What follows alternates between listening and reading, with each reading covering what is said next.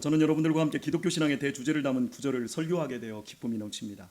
제가 마지막 최후 설교를 한다고 하면 이 본문을 선택할 것 같습니다. 하나님이 세상을 이처럼 사랑하사 독생자를 주셨으니 이는 저를 믿는 자마다 멸망치 않고 영생을 얻게 하려 하심이니라. 우리에게 얼마나 큰 위로와 평안과 소망을 안겨주는 말씀입니까? 매일같이 사람들이 죽고 있습니다. 오늘도 대한민국 땅에서 수천 명의 사람들이 영혼의 세계로 떠나가고 있습니다. 병상에서 통한의 후회와 두려움 속에서 사람들이 죽어가고 있고 그들 가족의 눈물은 홍수를 이루고 있습니다. 많은 사람들이 계속해서 죽음을 향해 발걸음을 옮기면서도 다가올 죽음을 어떻게 할지 고민하지 않습니다. 잔인한 파멸의 장소를 향해 가고 있으면서도 마음에 어떤 탄식도 없고 그 입술에 어떤 신음도 없습니다. 그저 먹고 마시며 더 많이 갖기 위해 열심히 살다가 마침내 죽음과 함께 멸망의 날을 맞이하고 있습니다.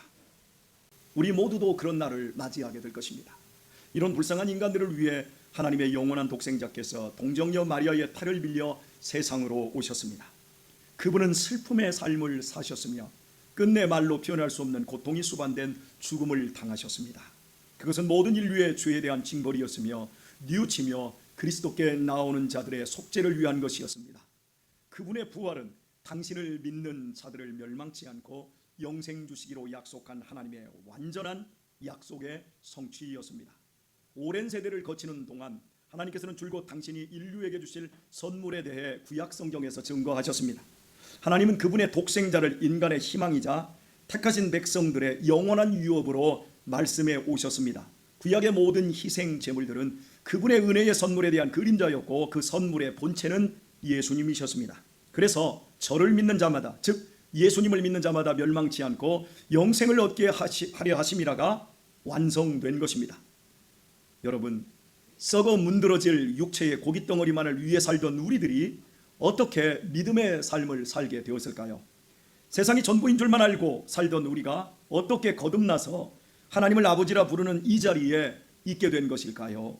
하나님께서 우리를 영원히 살리시기 위해 당신의 독생자이신 예수 그리스도를 십자가의 제물로 정말로 삼아 주셨기 때문입니다. 그러므로 이처럼 사랑하사라는 말은 이와 같은 방법이라는 의미가 있습니다. 하나님께서는 당신의 독생자를 십자가의 제물 삼는 이와 같은 방법으로 우리를 사랑하셨습니다. 인간으로서는 상상도 할 수 없는 끔찍하고 잔인한 방법이었지만 그러나 그 방법 외에는 죄인인 인간이 하나님의 자녀로 구원받는 길이란 달리 있을 수 없었던 것입니다. 그래서 이와 같은 방법이라는 차원에서 이처럼 사랑하사입니다. 또한 이만큼이라는 의미이기도 합니다. 하나님께서 우리를 이만큼 사랑하셨기에 당신의 독생자인 예수 그리스도를 우리에게 주셨고 예수 그리스도 또한 우리를 이만큼 사랑하셨기에 우리를 위해 십자가의 죽음을 기꺼이 수용하셨습니다.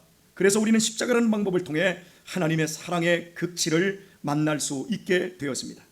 그런 이유로 우리 각자는 이만큼이라는 이 방법, 이만큼이라는 정말 이만큼 속에서 하나님의 제한 없는 사랑을 힘입어 신앙의 자리에 있게 된 것입니다. 또 하나 본문에서 꼭 확인해야 하는 문구는 저를 믿는 자마다입니다. 이 역시 이처럼 사랑하사와 함께 하나님의 사랑이 얼마나 제한 없이 엄청난 것인지를 보여줍니다. 우리는 반드시 저를 믿는 자는 누구든지에 주목해야 합니다. 믿기는 하지만 우리 중에 충만한 확신이 없는 사람들도 있을 수 있습니다.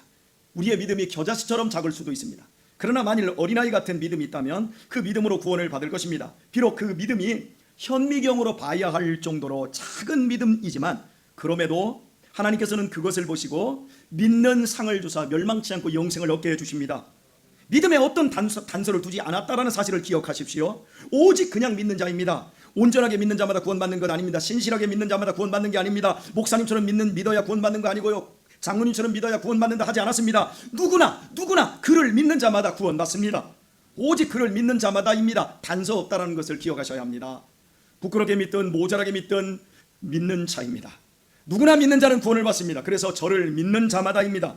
누구나 예수님을 구주로 믿고자만 한다면 지은 죄가 아무리 끔찍하더라도 그는 절대 멸망하지 않고 영생을 얻습니다. 살인자들, 인생에서 정말 추악한 사람들, 대한민국에도 그런 추악한 사람들이, 저런 사람들이 어떻게 구원을 받아? 저 인간 쓰레기들이, 그런 사람들이 감옥에 가서 변하여 새 사람 되어서 700명씩 1000명씩 전도하고 죽었던 사람들, 그 얘기를 하자면 오늘 이 설교는 제가 내일이 돼도 마치지 못할 것입니다. 고재봉 씨 아시죠? 700명 전도하고 죽었습니다. 여러분 막각파 아시죠? 지존파 아시죠? 다 변화의 새 사람 되어서 그 사람들이 어지간한 목사들보다 더 많이 전도하고 세상을 떴고, 마지막 죽을 때 하늘 가는 밝은 길을 부르며 웃으면서 세상을 떴던 이런 얘기들, 누구나입니다. 누구나 속에는 정말 제한 없는 하나님의 사랑이 들어 있습니다. 그만큼 십자가에서 대속의 죽음을 당하신 독생자의 능력은 온 인류의 죄를 다 속할 수 있기 때문입니다. 이렇게 사랑하신 복음이지만, 이렇게 큰 복음이지만, 그러나 그리스도를 믿지 않는 자라도 누구든 구원받도록 사랑하신 것은 아닙니다. 이처럼 사랑하신 하나님의 선물을 거부하는 자들은 반드시 멸망하고 말 것입니다. 누구나 믿는 자는 영생을 얻겠지만, 그러나 이 큰 선물을 거부하는 자들은 반드시 누구든지 멸망하고 마는 것입니다. 그래서 믿음이 생명입니다. 1988년 12월 7일 오전 11시 41분 터키 북동쪽에 있는 에르메니아에서 7.0의 강진이 발생했습니다. 사상자가 9만 명이 발생하는 대재앙이 덮쳤는데, 진원지 스피티크에서 인구의 80%인 2만 명이 사망을 하였습니다. 그 참사 현장에 무너진 건물 더미 속에서 30세 여인이 3살짜리 아이와 함께 8일 만에 극적으로 구조되었습니다. 어머니는 견딜 수 있다 해도 3살짜리 아이가 먹지도 마시지도 않고 8일 동안 그 콘크리트 더미에서 빛 하나 없는 그 공간에서 버티는 것은 이해할 수가 없는 일이었습니다. 그러나 그 모녀를 그 검진을 한 나자리안 의사에 의해서 금방 그 궁금증은 해소되었습니다. 어머니가 자기 손가락을 물어뜯어 8일 동안 아이에게 피를 빨게 해주었던 것입니다. 몸을 움직일 수 없는 비좁은 공간에서 어머니는 아이를 얼레며 달래며 자신의 생명을 포기할지언정 어린 자식을 살리고자 자신의 피를 나누어주는 극한의 사랑을 쏟아낸 것입니다. 2008년 5월 12일 20세기의 정말 가장 큰 대지진이 중국 쓰촨성에서 12시 28분에 8.0의 강진으로 일어났습니다. 사망자 약 6만 9천 명, 실종자 1만 7천 명, 부상자는 386만 명이었습니다. 이 대참사 속에서도 4일 만에 만 6개월의 아이가 척추가 이지러진 채 죽은 엄마의 품에 안긴 채 극적으로 살아났습니다. 6개월의 아이가요, 엄마는 윗옷을 머리 위로 벗어 흙이 흘러내리지 않도록 아이와 자신을 덮은 다음 아이에게 젖을 물려준 채 죽어 있었습니다. 그리고 그의 핸드폰에는 이런 문자가 쓰여져 있었습니다. 사랑하는 나의 보배야, 만약 네가 살아남으면 꼭 기억해다오. 엄마가 널 사랑했다고. 숭고한 사랑입니다. 이런 사랑을 우리는 이처럼 사랑했다라고 감히 말을 할 수 있을 것입니다. 우리들도 극한의 상황이 되면 다 이처럼 사랑을 실천할 것입니다. 그러나 인간의 숭고한 사랑은 제한성이 있다는 걸 아십니까? 배우자를 향해 이처럼 사랑한다는 말 감히 할 수 있나요? 나에게 피와 살을 물려주고 나의 존재를 물려준 부모를 향해서도 이처럼 사랑하기가 어려운 일입니다.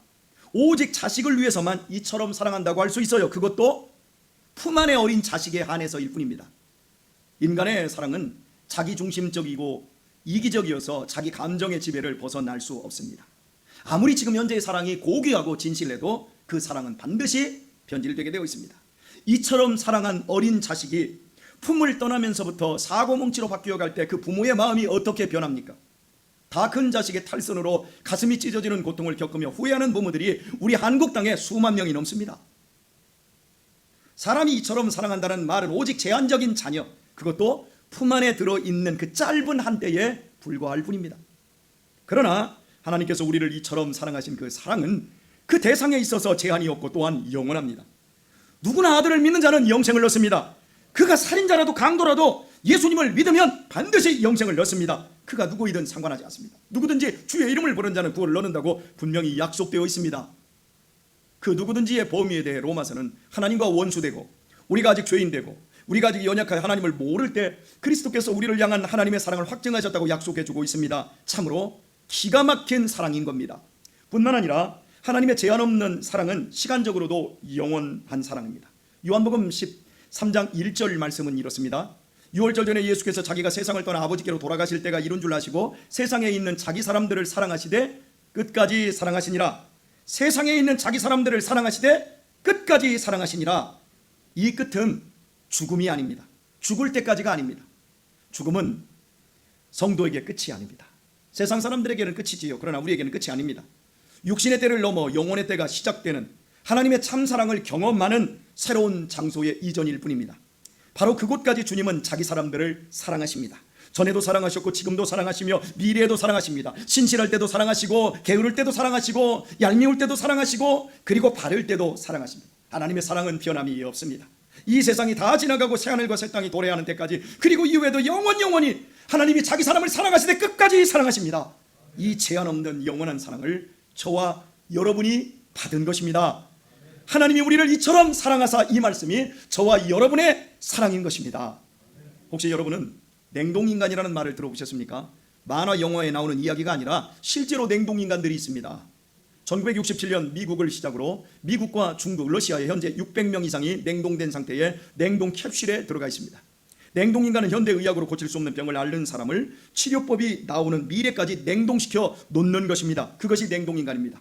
숨이 끊어져도 세포는 바로 죽지 않고 아직 살아있기에 급히 동결시켜 그대로 보존하였다가 정상으로 돌리겠다는 것입니다. 그러나 안타깝게도 냉동은 할 수 있지만 냉동에서 다시 세포가 상하지 않고 되돌릴 수 있는 기술은 현재 없습니다. 냉동을 하면 물의 결정체는 뾰족뾰족합니다. 그러면 모든 세포를 찌르게 되어 있습니다. 그 상태에서 세포가 하나도 상하지 않게 해동하여 숨을 되돌리고 의식을 되돌린다라고 하는 기술은 현재 없어요. 다시 해동시킬 때는 이 뇌 같은 경우에는 뇌세포가 100개가 넘어요. 이런 신경세포로 가득 차 있는데 그중 하나만 잘못되어도 끔찍한 일이 벌어지고 마는 거예요. 생명을 연장하겠다는 야심찬 프로젝트지만 성공 확률은 지금으로서는 제로입니다. 그럼에도 현재 세계적인 갑부 3,000명 이상이 냉동인간이 되고자 2억 이상의 돈을 미리 집어넣고 기다리고 있습니다. 그리고 지금 미국에는 엄청난 이 냉동인간 그 건물이 지금 세워지고 있습니다. 우리나라의 최초 냉동인간은 작년에 암으로 죽은 80대 여성이 되었습니다. 8월 24일, 작년입니다. 8월 24일 SBS에서 방영된 특별 스페셜 불멸의 시대편에서 방송된 사진을 제가 캡처를 했는데 잠시 후에 보여드리겠습니다. 80대 여성을 냉동시킨 사람은 그의 아들입니다. 그러니까 우리나라 첫 냉동인간은 80세가 넘은 여성입니다. 어머니께서 앰뷸런스에 실려 병원으로 이송 중 숨을 거둔 겁니다. 그 과정에서 아들을 부여잡고 겁에 질려 죽을 수 없다고 어머니께서 발작하는 모습을 보고 아들은 충격을 받아버렸습니다. 그래서 다른 자녀들을 설득하여 거액을 들여 어머니를 냉동시킨 것입니다. 여러분, 우리가 생각하기에 80세 이상을 살았다면 살 만큼 살았지요? 이제 죽음을 담대히 받아들일 수 있을 것 같지 않습니까? 전혀 아닙니다. 속지 마십시오. 남의 죽음은 객관적으로 얘기하지만 내 죽음은 객관적이지 않습니다. 최고로 주관적인 실존의 문제가 죽음입니다. 막상 내 자신에게 죽음이 찾아오는 그날, 그 시간은 온 우주에 홀로 버려진 막막함과 끝을 알 수 없는 절망에 떨게 되어 있습니다. 부정하고 부정하던 일을 결국 공포의 세상으로 맞는 것이 죽음입니다. 여러분은 주먹을 움켜쥐고서 죽지 않을 것이라고 저주하듯이 맹세하는 사람의 말을 들어본 적이 있으십니까? 의사를 움켜잡고 아니면 목사를 움켜잡고 살려달라고 협박조로 애원조로 말하든가 울면서 애원하는 사람을 정말 보신 적 있으십니까? 그 처절함을 보신 적 있으십니까? 어떤 사람들은 죄 속에서 살다가 죽기 직전까지 죄의 마지막 찌꺼기에 심취하고 눈먼 채로 구덩이에 빠지며 조금의 두려움을 느끼지 못한 채 죽는 사람도 있는 것이 사실입니다. 그러나 죽음 직전 양심이 깨어난 사람은 그렇게 죽지 않습니다. 얼굴은 고뇌로 일그러지고 공포에 질려 있습니다. 사시나무 떨듯합니다. 불타는 영적 시면이 드디어 보이기 시작하는 것입니다. 주님의 대속 없이 죽는 사람의 임종의 침상에는 인간의 언어로는 제대로 묘사할 수 없는 끔찍한 공포가 있습니다. 저는 지금까지 살았던 최고의 시인들에게 공포와 두려움이 가득한 모든 표현들을 구사하여 하나님을 대적하며 살아온 사람이 죽음의 그 순간에 이르러서야 양심이 깨어나서 세상 떠나는 장면을 묘사해 보라고 하고 싶습니다. 어떤 말로도 그 고통도, 그 공포를, 그 죽음의 공포를 다 묘사할 수 없을 거라고 저는 자신합니다. 그만큼 죽음은 무시무시한 것입니다. 이처럼 사랑하신 하나님의 크고 영원한 사랑을 거부한 인생의 절망은 그 어떤 언어로도 표현할 수 없습니다. 인간은 누구도 생명의 차용 정서를 갖고 있지 않습니다. 모두 죽습니다. 우리도 다시 한번 강조하지만 머지않아 죽을 것입니다. 여러분이 아멘을 안 해도 죽을 것이고요, 여러분이 아멘을 해도 죽을 것입니다. 그리고 곧 죽을 것입니다. 만일 내가 하나님도 없고 그리스도도 없는 상태라면 어떻게 될까요? 여러분, 죽음이 염려되십니까? 염려되시는 분들에게 말씀드립니다. 그럼 그리스도를 나의 구주로 믿으십시오. 하나님께서 독생자를 주신 이처럼 사랑하심을 믿으시기를 바랍니다. 제한 없는 그 사랑을 믿으시기를 바랍니다. 누구든지 믿는 자는 영생을 얻는다는 하나님의 복음을 믿으십시오. 그리하면 멸망치 않고 영생을 얻으실 것입니다. 그러나 내가 그리스도 예수 안에 있습니까? 더 큰 믿음을, 더 신실한 믿음으로 예수님의 사랑을 붙잡으시기를 축복합니다. 100세 시대라는 말에 사람들이 속아 넘어가고 있습니다. 다 100세 사는 것 아닙니다. 더 많은 질병과 사고로 죽고 있습니다. 3명 중에 1명이 암으로 죽습니다. 설령 우리가 100세를 산다 할지라도 청년의 시기가 늘어난 것이 아니라 고통스러운 노년만 늘어난 것입니다. 파킨슨병, 중풍, 치매, 고혈압, 당뇨, 어른 대접은커녕 괄시와 천대받는 시기만 왕창 늘어난 거예요. 100세 가까이 살면 사는 것이 아닙니다. 죽지 못해 사는 거지요. 삶의 질이 바닥에 곤두박질 칩니다. 다리라도 부러져서, 고관절이라도 부러져서 병원에 입원해 보십시오. 그럼 어떤 자식이 그 병간호를 하며 대소변을 받아내는지 한번 보십시오. 여러분의 자녀들은 그런 자녀들이 있습니까? 인생은 수고와 고통뿐이며 그것도 눈 깜짝할 사이에 지나갑니다. 100세 시대라고 떠들고 과학 문명이 발전하여 불멸하게 되는 날이 올 거라는 말에 여러분 속지 마십시오. 인간 삶의 결국은 죽음과 멸망밖에 없습니다. 예수 그리스도의 사랑 외에는 이 비극을 극복할 방법이 없습니다. 이 세상에서 제일 중요한 일은 예수님을 구주로 믿는 일입니다. 그분을 더욱 알아가는 것이 가장 큰 일입니다. 성경은 주님을 섬겨왔던 성도의 죽음은 마치 완전히 익은 곡식 알곡을 추수하는 것으로 설명하고 있습니다. 전쟁터에서 승리로서 전투를 마치고 고향으로 개선하는 것과 같은 영광스러운 소망으로 죽음을 약속하고 있습니다. 질주하던 태양이 모든 경주를 마치고 서산에 아름다운 노를 남기며 쉬러 가는 것으로, 아니 상 받으는 것으로 우리의 죽음을 약속하고 있습니다. 히브리서 9장 27절과 28절에서 분명히 약속하고 있는 말씀은 이렇습니다. 한 번 죽는 것은 사람에게 정하신 것이요 그 후에는 심판이 있으리니 이와 같이 그리스도도 많은 사람의 죄를 담당하시려고 단번에 들이심 받으셨고 구원에 이르게 하기 위하여 죄와 상관없이 구원에 이르게 하기 위하여 죄와 상관없이 자기를 바라는 자들에게 두 번째 나타나시리라. 죄와 상관없이 자기를 바라는 자들에게 첫 번째 나타나셨는데 내가 마지막 죽을 때 나에게 두 번째 나타나셔서 자 천국 가자, 두 번째 나타나시리라 약속하고 있습니다. 제가 제일 좋아하는 구절 중에 하나인 디모데후서 4장 18절은 이렇게 약속하고 있습니다. 주께서 나를 모든 악한 일에서 건져내시고 또 그의 천국에 들어가도록 구원하시리니 영광이 그에게 세세무궁토록 있을지어다. 아멘. 이렇게 되어 있어요.